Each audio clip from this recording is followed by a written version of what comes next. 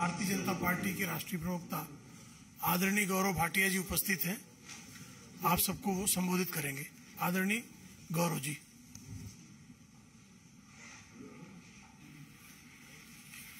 बहुत बहुत धन्यवाद प्रेम जी। सभी पत्रकार बंधुओं को नमस्कार। और जैसा कुछ माह में भारतीय जनता पार्टी ने पुरजोर तरीके से कट्टर बेईमान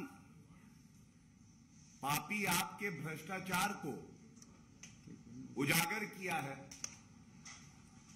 उसी कड़ी में ये प्रेस वार्ता है। और जनता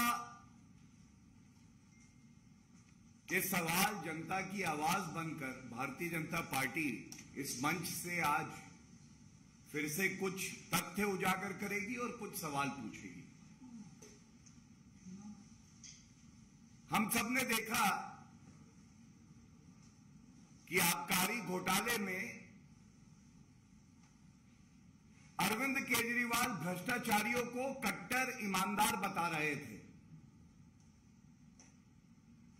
लेकिन जनता जान चुकी है ये कट्टर बेईमान लोग हैं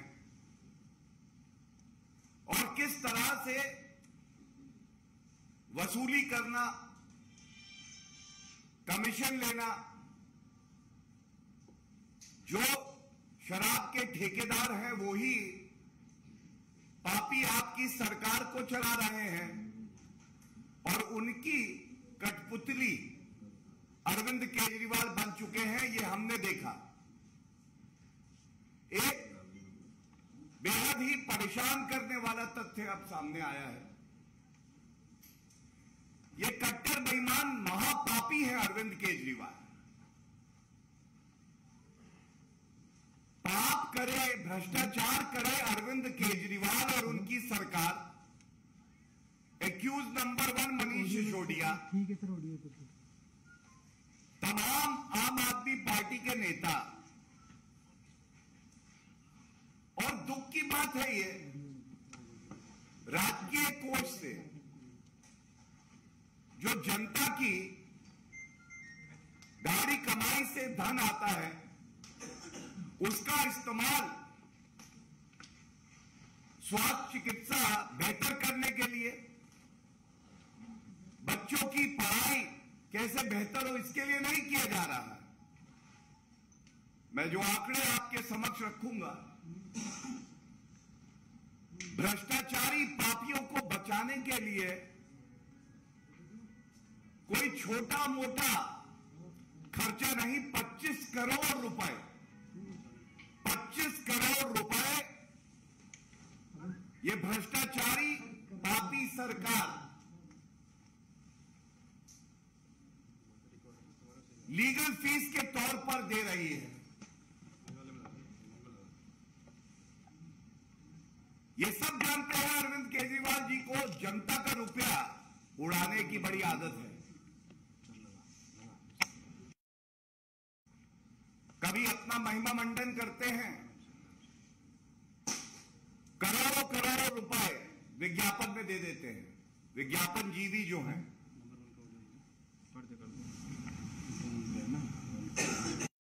आज 25 करोड़ रुपए ये जो लीगल फीस में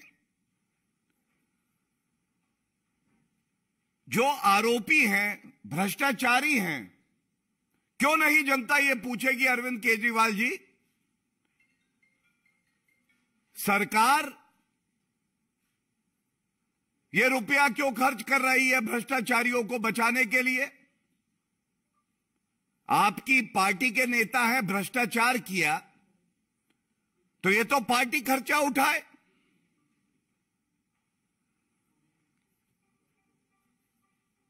और जब ये सवाल पूछे जाएंगे तो ये भी पूछा जाएगा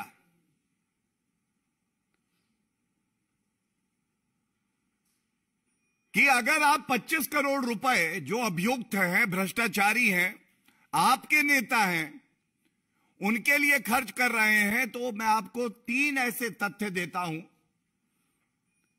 जो जनता की करे सेवा। चाहे वो डॉक्टर हो, चाहे टीचर हो, चाहे वो बस का मार्शल हो, उसको वेतन देने के लिए अरविंद केजरीवाल की पापी भ्रष्टाचारी निकम्मी निठल्ली सरकार के पास नहीं रुपया है।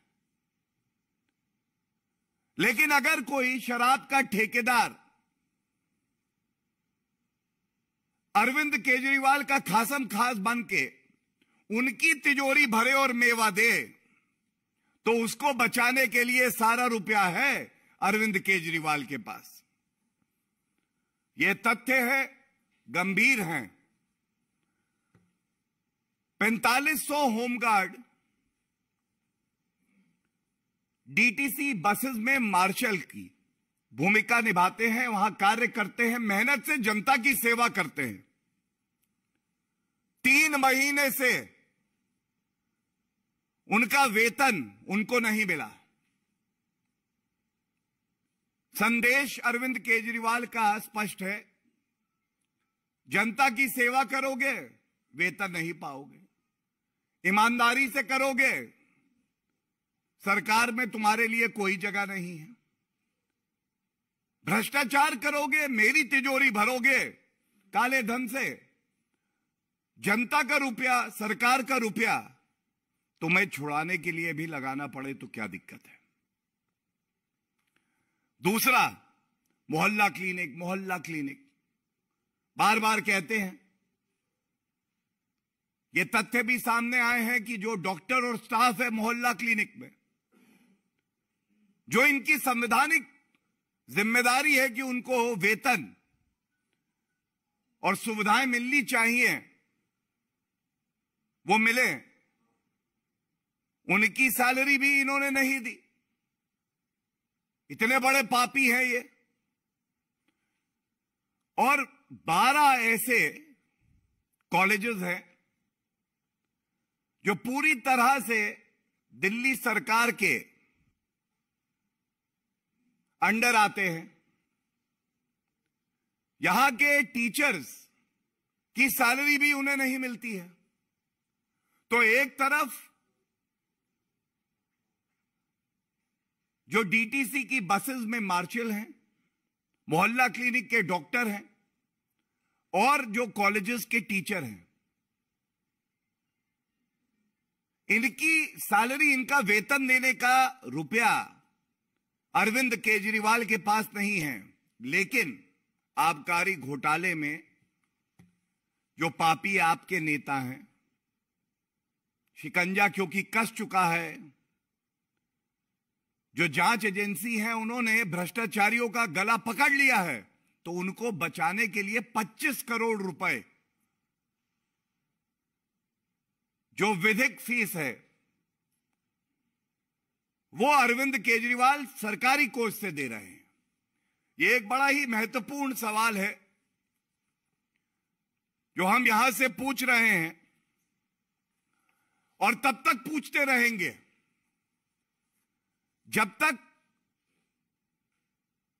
अरविंद केजरीवाल को शर्म ना आ जाए और जैसे विज्ञापन जीवी बनकर उन्होंने सरकारी कोष से दिल्ली को छोड़कर और प्रदेशों में भी विज्ञापन दिया था, और उसके बाद तमाम ऐसी कॉम्पिटेंट अथॉरिटी हैं जिन्होंने कहा कि इस रुपए की वसूली आम आदमी पार्टी और अरविंद केजरीवाल से होनी चाहिए।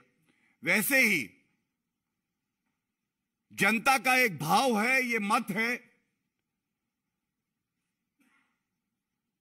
एक मंत्री जो भ्रष्टाचारी प्रथम दृष्टया है, जिसपे संगीन अपराध का आरोप है, उसको तो आपको बर्खास्त कर देना चाहिए था, बल्कि आप जनता का रुपया उसको बचाने के लिए खर्च कर रहे हैं।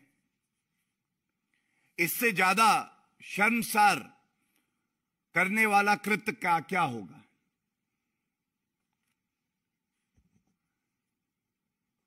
और मुझे यह उम्मीद है कि इस प्रकरण में जो तथ्य, जो सवाल हम यहां से पूछ रहे हैं, उसका उत्तर पहले तो अरविंद केजरीवाल जी ने कभी दिया नहीं है, भाग जाते हैं। लेकिन 24 घंटे का समय बहुत होता है अगर स्वयं को कट्टर ईमानदार का सर्टिफिकेट देते हैं कि इन प्रश्नों का उत्तर दे, नहीं तो निष्कर्ष केवल एक है कि आप कट्टर बेईमान हैं और ये आप नहीं पाप है। धन्यवाद।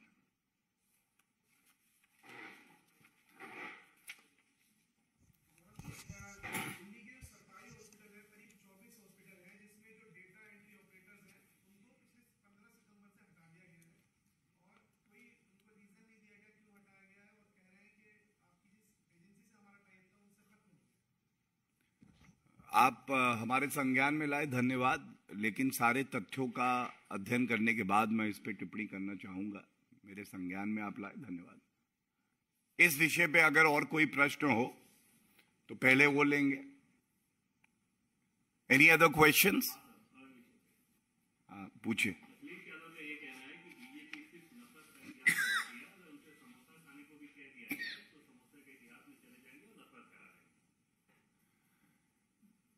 देखिए, केवल इतना ही कहूंगा, किसी पार्टी के अध्यक्ष बन जाने से जो पद की गरिमा और जिम्मेदारी होती है ना, यह जरूरी नहीं है कि उसका एहसास हो।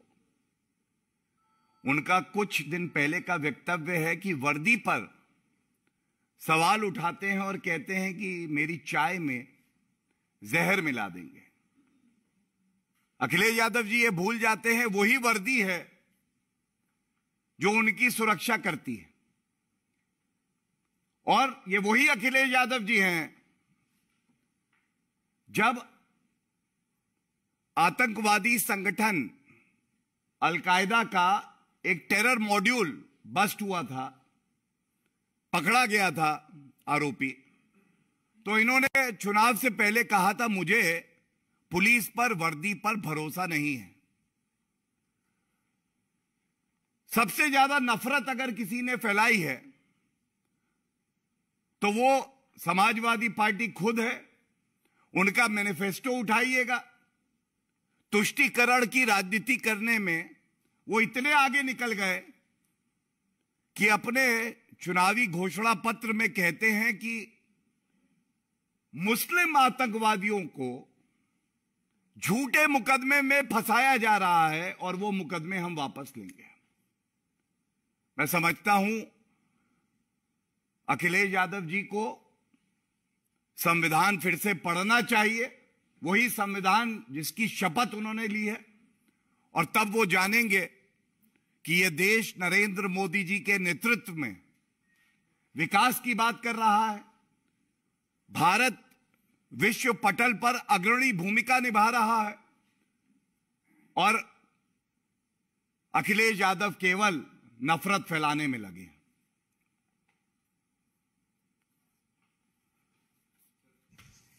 प्लीज।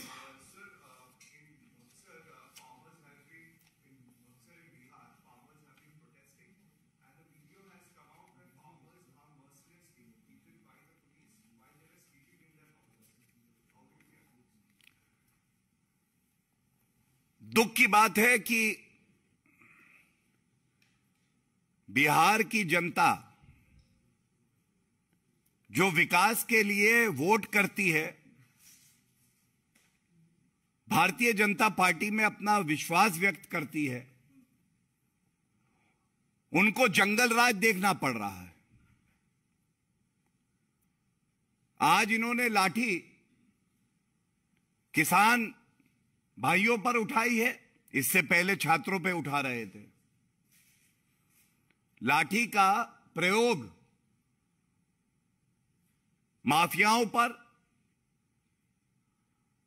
जो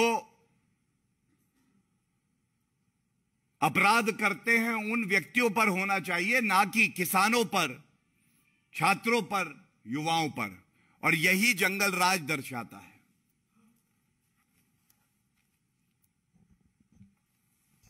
थैंक यू।